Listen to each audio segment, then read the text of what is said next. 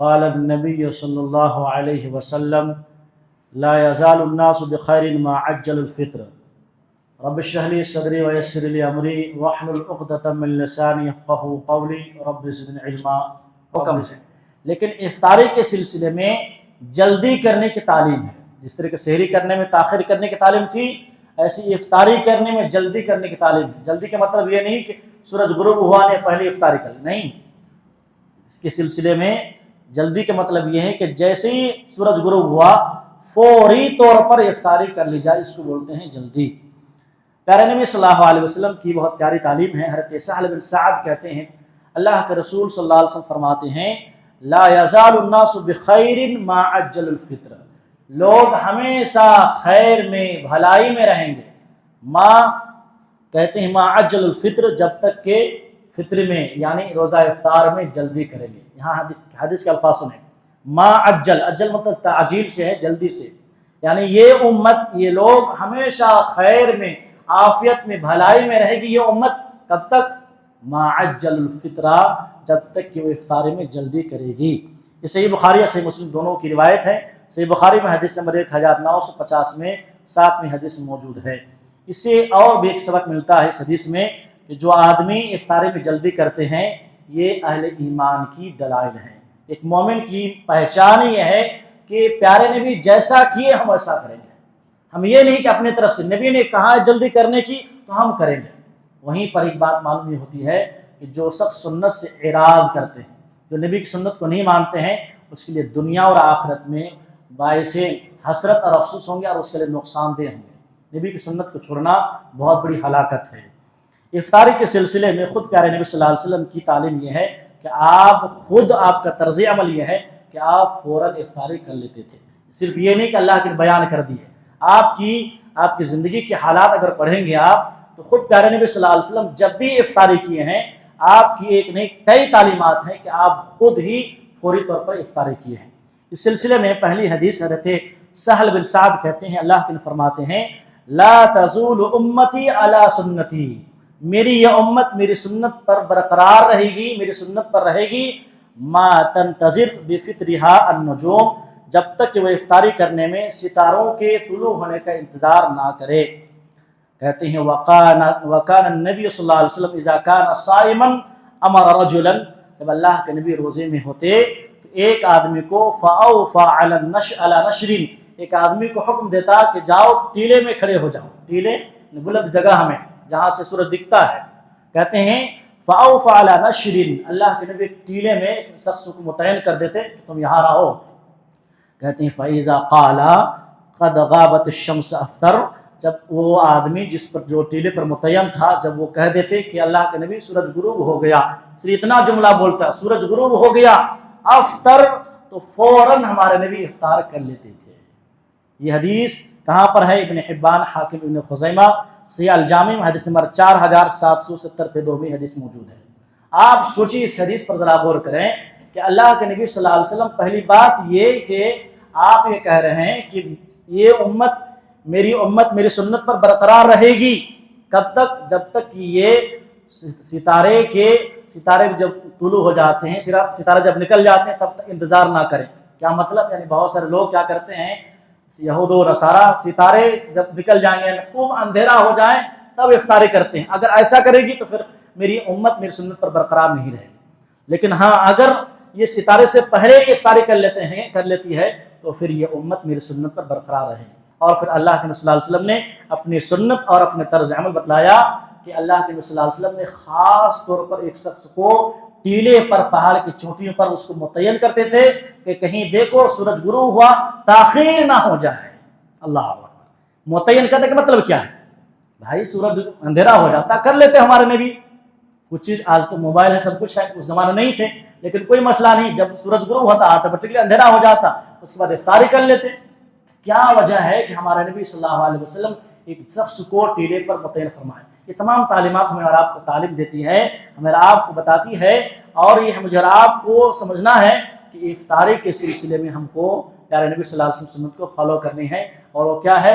افطاری میں جلدی کرنی ہے۔ حضرت ابو ہریرہ کہتے ہیں کہ افطاری کے سلسلے میں جو تاخیر کرتے ہیں، یہ مسلمانوں اور انبیاء کی سنت نہیں ہے، نبی کی سنت نہیں بلکہ یہود و نصارہ کی سنت ہے۔ یہود و نصارہ کا طریقہ ہے کہ جو شخص بھی افطاری ٹائم ہو گیا، نہیں 5 منٹ احتیاط کر لو بھائی، 10 منٹ انتظار کر لو بھائی، کیوں انتظار کر لینا؟ نبی کا حکم نہیں آیا؟ کل کے درس بتایا تھا آپ کے سامنے، نبی کا اپنا جج مان لو بھائی۔ مومن نہیں ہو سکتا جب تک اپنے نبی کو اپنا حکم تسلیم نہ کر لے۔ نبی کا قول آ گیا، اس کے بعد بھی آپ کے دل میں تنگی آ رہی ہے، خوشی نہیں ہو رہی ہے، نہیں تاخیر، ایسی بات نہیں۔ اگر ایسے کرتے ہیں تو یہ نبی کا طریقہ نہیں بلکہ یہود و نصارہ کا طریقہ ہے۔ کیا دلیل ہے؟ حضرت ابو ہریرہ کہتے ہیں اللہ کے فرماتے ہیں صلی اللہ علیہ وسلم، لا یزول، بہت پیاری حدیث سنیے اس کو، لا یزال الدین ظاہرا ما عجل الناس الفطرہ، یہ دین اسلام ہمیشہ غالب رہے گی، یہ دین اسلام ہمیشہ باقی رہے گی، قائم رہے گی، کب تک؟ ما عجل الناس الفطرہ، جب تک کہ لوگ افطاری میں جلدی کرے گا۔ اللہ اکبر، جب تک کہ لوگ افطار میں جلدی کریں گے تو یہ دین ہمیشہ غالب رہے گی، یہ دین ہمیشہ پھلتا پھولتا رہے گا۔ لأن اليہود والنصارى یؤخرون، اس لیے کہ یہود و نصارہ کیا کرتے تھے؟ افطاری میں یؤخرون، تاخیر کرتے تھے۔ اب سوچئے یہ حدیث کتنی اہمیت کے حامل ہے۔ یہ ہے ابو داؤد کی حدیث نمبر 2350 کی 3ویں حدیث موجود ہے۔ اس حدیث میں 2 باتیں معلوم ہوتی ہیں۔ پہلی بات یہ کہ دین کا غلبہ اور مسلمانوں کی شان و شوکت کی دلیل یہ ہے کہ نبی کی اتباع کرے۔ دین اسلام کی شان و شوکت اور مسلمانوں کی عزت کس میں ہے؟ نبی کی سنت میں ہے۔ جب تک ایک انسان، ایک امتی اللہ کے نبی صلی اللہ علیہ وسلم سنت کو مانے گی، اس پر عمل کرے گی، وہ کیا کرے گی؟ وہ عزت ملے گی انشاءاللہ، اور دین اسلام غالب رہے گا۔ لیکن اگر کوئی شخص اس سے مخالفت کرتے ہوئے یہود و نصارہ کے طریقے اور روش کا اپناتی ہے، پھر وہ ذلیل ہوں گے، خوار ہوں گے، اور آج وہی ہو رہا ہے۔ لہذا انسان کو اس حدیث سے عبرت لینی چاہیے۔ اسی سلسلے میں حضرت عمر بن خطاب رضی اللہ تعالیٰ عنہ کے بارے میں آتا ہے کہ جب سورج غروب ہوا تو اس کے قریب ایک شخص تھا، تو حضرت عمر بن خطاب رضی اللہ تعالیٰ عنہ نے پانی کا بوتل دیا کہ پانی پیو بھائی۔ اس نے کہا کہ ذرا تھوڑی دیر بعد، تو حضرت عمر بن خطاب نے کہا مصوفین، شاید لگتا ہے کہ دیر سے روزہ افطار کرنے والوں میں سے ہو۔ پھر کہا پانی پیو بھائی، پھر وہ کہہ رہے تھوڑی دیر بعد، یعنی اللہ کے حضرت عمر بن خطاب رضی اللہ تعالیٰ عنہ اس کو بہت ہی اپنے انداز میں بہت برا سمجھے۔ تم کو میں پانی دے رہا ہوں، سورج غروب ہو گیا، ابھی افطار نہیں کر رہے ہو، تم بول رہے ہو تھوڑی دیر بعد، لگتا ہے کہ تم مصوفین ہو، تم دیر میں افطاری کرنے والوں میں سے ہو، یعنی اس کو کہا کہ تم ہم میں سے نہیں ہو۔ اسی طریقے سے افطاری کے سلسلے میں ایک بہت بڑی تعلیم ہمارے نبی صلی اللہ علیہ وسلم کی ہے۔ اللہ اکبر، یہ حدیث ہم سنتے ہیں لیکن عمل نہیں کر پاتے۔ ماشاءاللہ بہت سے لوگ عمل کرتے ہیں۔ افطاری کے سلسلے میں یہ ہے کہ افطاری کے وقت دعائیں قبول ہوتی ہیں، معلوم ہے ہم کو، سب معلوم ہے حدیث، لیکن ہم کیا کرتے ہیں؟ شیطان بھی ہمارے دل میں ویسے وسوسہ ڈالتا ہے، اور اس وقت ایسے کام میں ہم کو پھنسا دیتا ہے کہ ہم ادھر ادھر کی بات کرنے میں رہ جاتے ہیں، پتہ چلا افطاری کا وقت ہو گیا۔ دیکھیے کتنی بڑی تعلیم ہے پیارے نبی صلی اللہ علیہ وسلم کی۔ حضرت عبداللہ بن عمرو بن عاص کہتے ہیں، اللہ کے نبی فرماتے ہیں، ان للصائم عند فطرہ لدعوۃ ما ترد۔ اللہ، یقیناً، ان مطلب یقیناً، بے شک، اس میں کوئی شک نہیں، للصائم عند فطرہ، کہ افطاری کے وقت، عند فطرہ، افطاری کے وقت ہر روزے دار کی دعا قبول ہوتی ہے۔ لا دعوت ما ترد، ایک ایسی دعا ہوتی ہے جو رد نہیں کر دی جاتی ہے۔ کیا مطلب؟ دعا قبول ہوتی ہے، رد نہیں ہوتی، مطلب دعا قبول ہوتی ہے۔ تو پتہ چلا اس حدیث سے کہ افطاری کے وقت قبولیت دعا کا وقت ہے، دعا کے قبول ہونے کا وقت ہے۔ یہ ابن ماجہ کی حدیث نمبر 1750 میں حدیث موجود ہے۔ تو آپ سوچیے اتنی بڑی تعلیم ہے کہ افطاری کے وقت دعائیں قبول ہوتی ہیں، وہ بھی رمضان کا مہینہ چل رہا ہے، اور اوپر سے ہم اتنے سارے پریشانیاں ہیں، لیکن ہم ہیں کہ ہم دعائیں نہیں کرتے ہیں۔ اپنے لیے دعا کریں، اپنے بچوں کے لیے دعا کریں، اپنے والدین کے لیے دعا کریں، جنت و جہنم، جنت کے دریچے کھول دے جاتے ہیں، جنت کی طلب کے لیے دعا کریں۔ اللہم انی اسألک الجنہ، اللہم اسألک الجنت الفردوس، اس سے جہنم سے پناہ مانگے۔ اللہم انی استجیرک من النار، اس طرح اپنے گناہوں سے معافی مانگے۔ ربنا ظلمنا انفسنا وان لم تغفر لنا وترحمنا لنکونن من الخاسرین۔ اسی طریقے سے ربنا آتنا فی الدنیا حسنہ وفی الآخرۃ حسنہ وقنا عذاب النار۔ اسی طریقے سے رب اغفر لی وتب علی انک انت التواب الغفور۔ بے شمار دعائیں ہیں نبی کریم صلی اللہ علیہ وسلم کی، تو آپ ان دعاؤں کا خاص اہتمام کریں۔ اگر ان دعاؤں کرنے کے بعد وقت ہے تو آپ اپنی زبان میں اپنے ہاتھ اٹھائیں اور اللہ رب العالمین کی تعریف کریں، نبی صلی اللہ علیہ وسلم کی درود بھیجیں، اس کے بعد میں اپنے گناہوں کی اعتراف کریں، ساری چیز اللہ رب العالمین کے سامنے رکھیں، اور یہ نہیں کہ زور سے دعا کریں، آہستہ آہستہ دعا کریں، کیونکہ دعا کے آداب میں سے یہ بھی ادب ہے کہ آدمی جب دعا کرتے ہیں تو خفیہ طور پر کرتے ہیں، خفیہ طور پر مطلب آہستہ آہستہ دعا کرتے ہیں، کیونکہ اللہ کو ہمارے دل کی دھڑکن بھی معلوم ہے، تو ہم کو سنانا نہیں ہے کہ میں دعا کر رہا ہوں یہ چاہیے وہ چاہیے، ایسا نہیں ہونا چاہیے، بالکل آہستہ ساتھ اور ادب کے ساتھ دعا کریں، انشاءاللہ دعائیں قبول ہوتی ہے، اس کا اہتمام کریں گے انشاءاللہ۔ بہت سے لوگ کرتے ہیں لیکن وہ لوگ کیا ہے اس سے دوری اختیار کی ہوئی ہے۔ اسی طریقے سے اس سلسلے میں الحمدللہ ہم اس پر ہمارا عمل ہے، اللہ کا شکر ہے، ہمارے ہر مساجد میں کیا ہے افطاری کے وقت جیسے ہی افطاری کا وقت ہوتا ہے تو کیا کرنا ہے، بسم اللہ بول کر، کیا بولنا ہے، بسم اللہ الرحمن الرحیم نہیں بولنا، بسم اللہ، کیونکہ ہمارے نبی کی سنت جتنا ہے اتنا ہی کرنا ہے، ہم نبی سے آگے نہیں بڑھ سکتے، بسم اللہ ہمارے نبی بولے ہیں، بسم اللہ کر کے افطاری کریں گے، اس کے بعد چند گھونٹے جانے کے بعد کیا کرنا ہے، دعا پڑھنی ہے، جو بہت پیاری دعا ہے۔ حضرت ابن عمر کہتے ہیں رضی اللہ تعالیٰ عنہ کہ اللہ کے نبی صلی اللہ علیہ وسلم جب افطاری کرتے تو یہ دعا پڑھتے، ذهب الظمأ وابتلت العروق وثبت الاجر انشاءاللہ۔ کیا معنی ہے بتا سکتے ہیں؟ بہت پیارا معنی ہے، معنی پر ذرا غور کریں، ذهب الظمأ کہ اللہ پیاس مٹ گئی، پیاس چلی گئی، پیاس بجھ گئی، ذهب الظمأ وابتلت العروق، عروق بولتے ہیں کس کو، عروق بولتے ہیں ہاں پورے گلے میں جو پیاس کی وجہ سے یہ ہوتا ہے، رگیں، اس کو رگ بولتے ہیں، عروق مطلب رگ، رگیں تازہ ہو گئی، رگیں تازہ ہو گیا، آپ جب پانی جاتے ہیں میٹھی چیز جاتے ہیں تو کیا ہوتا ہے، رگیں تازہ ہوتی ہے، اور اللہ نے چاہا تو اجر ثابت ہو گیا۔ کتنی پیاری دعا ہے، یعنی یہ فعل ماضی کا صیغہ ہے، یعنی یہ کام ہو چکا ہے۔ جب آپ اس کے معنی پر غور کریں گے نا تو عربی کا الگ ہی تاثیر ہے، اس کی خوبصورتی یہ ہے کہ یہ ذہبہ، یا ذہبو نہیں لکھا ہے اللہ کے نبی نے، ذہبہ یعنی پیاس مٹ گئی تمہاری، ختم ہو گئی، رگیں تازہ ہو گئی، یہ تو ہو گیا، اور اجر ثابت ہو چکا، جی تم کو شک بھی نہیں کرنا ہے، اجر مل چکا الحمدللہ۔ یہ دعا کی تاثیر ہے، انسان کو دعا کرنی چاہیے۔ اس سلسلے میں آخری تعلیم یہ ہے کہ نبی صلی اللہ علیہ وسلم کی افطاری کے سلسلے میں کہ کھجور یا پانی سے افطاری کرنی سنت ہے۔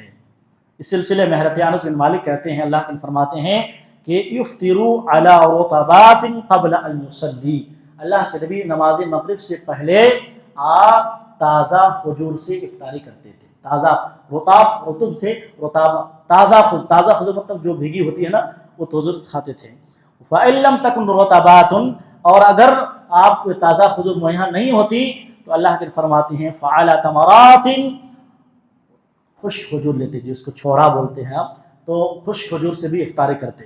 فَإِن لَمْ تَكُنْ تَمَرَاتٌ، کہتے ہیں حَصَوَاتٍ مِّن مَّاءٍ، اگر یہ تمام چیز کھجور بھی، تازی کھجور، خشک کھجور نہیں ملتی تو ہمارے نبی کیا کرتے تھے، چند پانی کے گھونٹ سے ہی افطاری کر لیتے تھے۔ تو یہ سنن ابو داؤد کی حدیث نمبر 2350 پہ 6 میں حدیث موجود ہے۔ آپ دیکھیں اللہ کے نبی صلی اللہ علیہ وسلم کی ترتیب دیکھیں کہ پہلے تازہ کھجور، اس کے بعد خشک کھجور، اس کے بعد پانی۔ علامہ ابن قیم رحمہ اللہ بہت ہی اہم اور باریک نقطہ ذکر کرتے ہیں، کہتے ہیں کہ اللہ کے نبی صلی اللہ علیہ وسلم کی اس میں ترتیب میں پہلے تازہ کھجور، پھر خشک کھجور، پھر پانی، اس میں باریک سے فائدہ یہ ہے کہ ایک آدمی پورا دن صبح سے شام تک جب بھوک اور پیاس رہتے ہیں نا تو معدہ جو ہے، معدہ بالکل خالی رہتا ہے غذا سے، معدہ خالی رہتا ہے، جو مشین جو کھانا ہضم کرتی ہے یہ معدہ بالکل خالی رہتی ہے، بالکل خالی ہو جاتا ہے۔ اب معدہ جگر جو ہے، جگر کو سب سے محبوب چیز میٹھی چیز ہے، اور اس میں بھی کھجور ہے، تو جیسے ہی کھجور کھاتے ہیں، علامہ ابن قیم بہت پیاری بات کہتے ہیں، تو جیسے ہی میٹھی چیز جاتے ہیں اور کھجور جو کھاتے ہیں تو فوراً جذب کرتے ہیں یہ جگر، اور جگر کے یہاں سب سے محبوب چیز میٹھی چیز ہے وہ بھی کھجور، اور کھجور کے اندر چونکہ تاثیر یہ ہے کہ قوت پیدا کرتی ہے۔ پھر اس کے بعد یہ نہیں تو پھر خشک کھجور، کیونکہ خشک کھجور میں بھی بڑی پروٹینز ہوتے ہیں، اس میں بہت زیادہ توانائی ہوتی ہے۔ اس کے بعد یہ چیز نہ ہو تو پانی، یعنی پانی جانے کے بعد چونکہ پیٹ خالی تھا، اب پانی گیا، اس کے بعد اب یہ مشین پھر چالو ہونا شروع ہو جاتا ہے، معدہ پھر کھانے کے لیے تیار رہتا ہے، اس کے بعد آپ کھاؤ۔ یہ علامہ ابن قیم بہت اہم بات کہتے ہیں، دیکھ رہے ہیں آپ، معلوم ہو یا نہ ہو سنت میں ہم کو فائدہ ہے، سنت میں کتنے فائدے ہیں، کتنی برکت ہیں، اللہ کو بہتر ہے، ہم کو اتنا معلوم نہیں. یہ تو علامہ ابن قیم اپنے تجزیہ بیان کیے ہیں، لیکن اللہ اکبر، ہر سنت میں میرے لیے آپ کے لیے دنیا میں بھی اور آخرت میں بے شمار فائدے اللہ رب العالمین نے رکھے ہیں. اللہ کا شکر ہے. آخری چیز، ہمارے ایک بھائی کا سوال تھا کہ غیر مسلم کو افطاری کرانا کیسا ہے، غیر مسلم کبھی افطاری کراتے ہیں؟ اس سے پہلے بات ہوئی تھی کہ افطاری کے سلسلے میں کہ افطار کرائیں گے تو کیا فائدہ ہوگا. من فطر صائما کان له اجرہ، جو افطاری کراتے ہیں روزے دار کے برابر، افطاری جو کرتے ہیں روزے دار کے برابر کو ثواب ملے گا، کسی کے ثواب میں کمی واقع نہیں ہوگی. اب سوال یہ ہے کہ کوئی غیر مسلم افطاری کرائے تو کیا یہ جائز ہے، کیا ہم کھا سکتے ہیں یا نہیں کھا سکتے؟